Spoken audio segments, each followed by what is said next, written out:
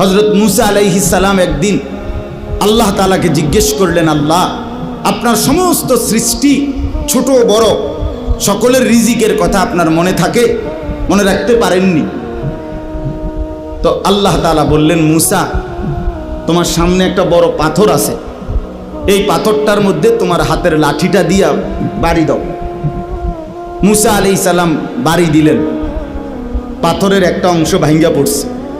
আচ্ছা, আবার মারো, আবার মারলেন, আরেকটা অংশ ভাঙছে, আবার মারো, আবার মারলেন, পাথরের একটা অংশ ভাঙছে।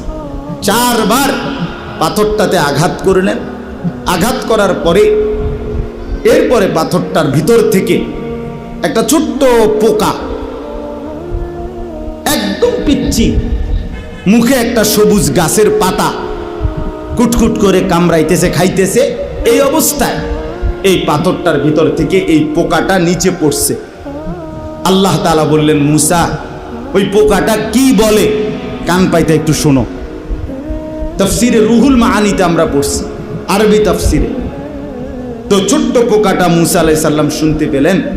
ছোট্ট পোকাটা পড়ছে, সুবহানা মান ইয়ারানি ওয়া লা ইয়ানসানি।